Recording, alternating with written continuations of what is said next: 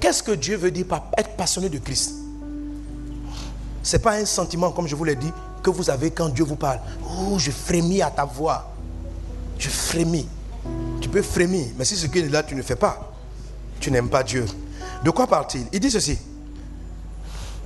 Quand je parlerai les langues des hommes et des anges, si je n'ai pas la charité, ou encore l'amour, j'aime bien l'expression charité de Louis II, parce que même dans le français, la notion de charité fait référence à nos actions vis-à-vis de notre prochain. C'est pas ça? On ne fait pas la charité envers Dieu. On fait la charité vers son prochain. Amen. Mais sinon, le mot qui est là, c'est le mot agapao, qui est traduit aussi par le mot amour. Donc vous pouvez utiliser les deux, l'un comme l'autre. Amen. Il dit, quand je parlerai les langues des hommes et des anges, si je n'ai pas l'amour, si je n'ai pas la charité, je suis un airain qui résonne ou une cymbale qui retentit. Voilà ce que Dieu dit. Quand quelqu'un prie en langue, il sait prier en langue, il sait parler toutes les langues des humains en prière. Tu pries en bété, en baoulé, en gouro, tout ça tu connais en anglais, en chinois. Gloire à Jésus. Et puis il dit, tu sais parler la langue des anges. Il dit, quel que soit le degré de la puissance de ton parler en langue. Parce qu'il y a des gens qui ont pris en langue, frère. Non, toi-même tu sais. Non, il y a des gens qui ont pris en langue. Toi-même tu sais que le parler en langue est puissant. Et, amen. Même il y a des gens, quand j'écoute la même, j'ai honte de mon parler en langue. Il dit, mon parler en langue. Puis il y a des gens qui parlent en langue est trop intéressant. Quand tu écoutes ça, toi-même tu as envie de prier en langue. Tellement c'est beau. Il dit, quand tu vas prier en langue, que toute la terre va trembler. Si tu n'as pas l'amour. Amen. Ça veut dire que c'est possible d'avoir un si grand don de langue et ne pas aimer. Il dit, si tu n'as pas l'amour, tu as un airain qui résonne ou une cymbale qui retentit. Donne-nous, c'est quoi une cymbale? Voilà le retentissement d'une cymbale.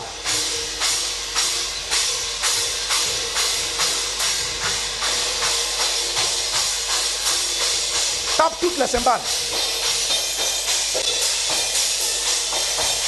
Merci, merci.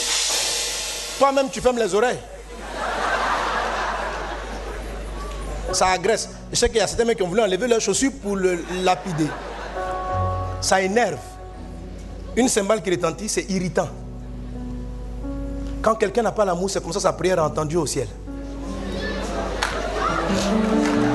C'est ce qui est écrit.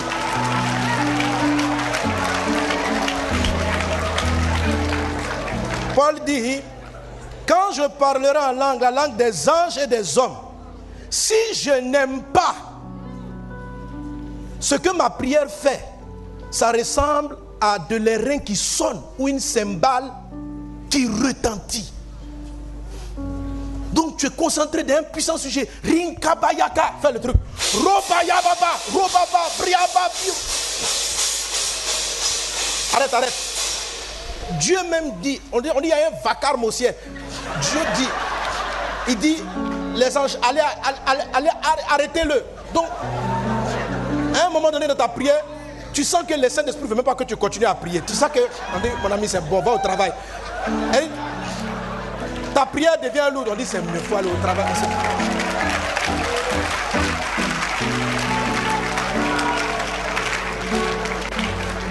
Je pense que cela explique pourquoi il y a des gens qui n'arrivent pas à prier longtemps.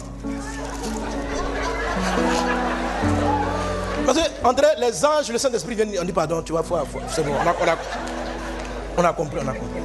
Il y a un vacarme. Oh Dieu. Donc tu es là, tu as des sujets sérieux. Mais tu n'aimes pas.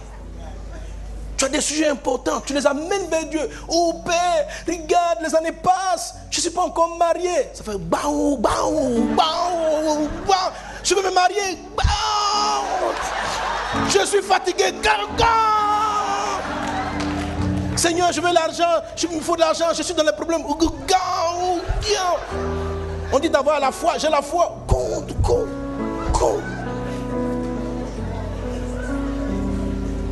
Dieu, quand toi-même t'es découragé. Mais le ciel aussi est fatigué. C'est pas moi qui ai dit, c'est la parole de Dieu.